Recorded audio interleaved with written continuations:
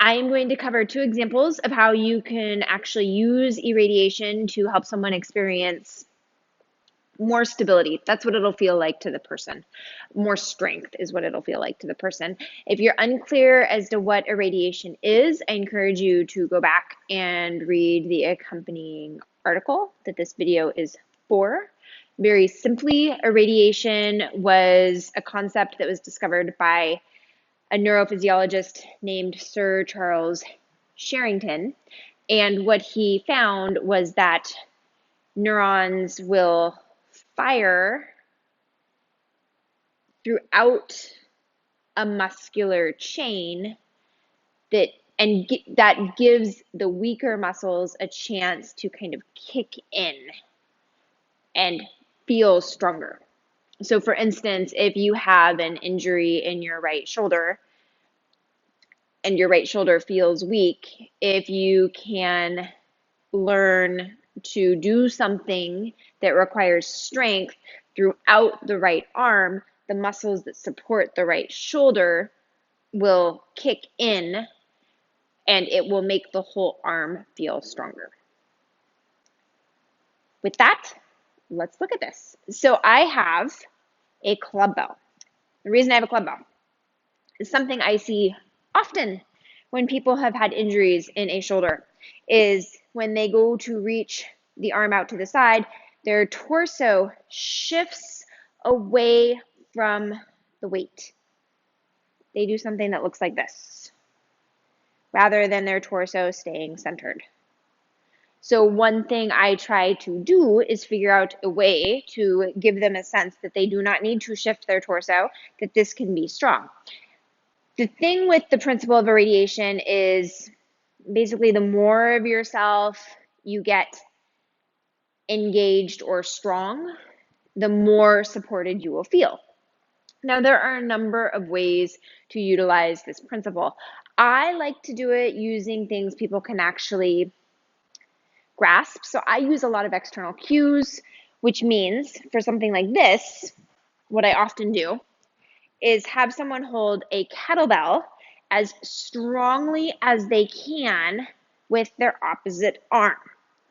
As they do that, I ask the person to really press the feet into the floor so that when they reach out to the side, they feel like they're supported and they can't go anywhere. You can also use therabands. You can start to cue using from the core, imagining that you are radiating strength out, beginning at your belly, all the way out across the sides of the ribs and in the belly. And I do use that on occasion when I'm with people that are really body aware. But a lot of my clients aren't. So I'm always looking for ways to help them feel secure and strong in a position without using a lot of extra words. The next example I will show is just a basic push-up.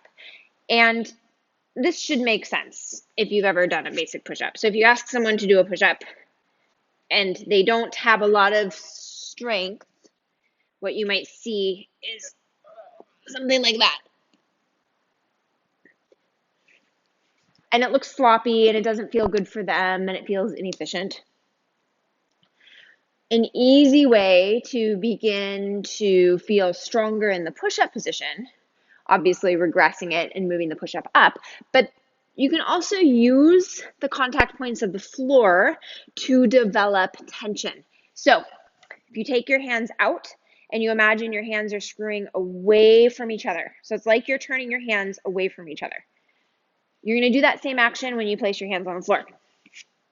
Hands are screwing away from each other. And that right there is going to start to use more muscular effort all the way up the arm.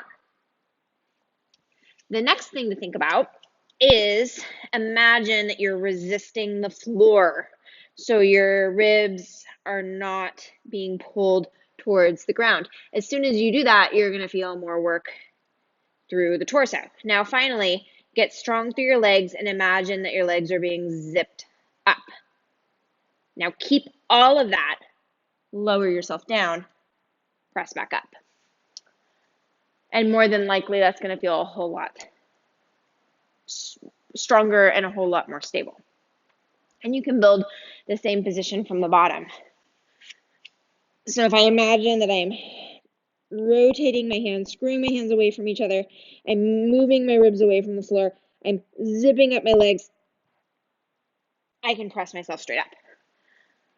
One of my teachers likes to say tighter is lighter, which simply means the more of yourself you are using, the lighter you will feel. So hopefully those two examples give you an idea of what irradiation is and how it works. If you have any questions, feel free to ask. Thank you.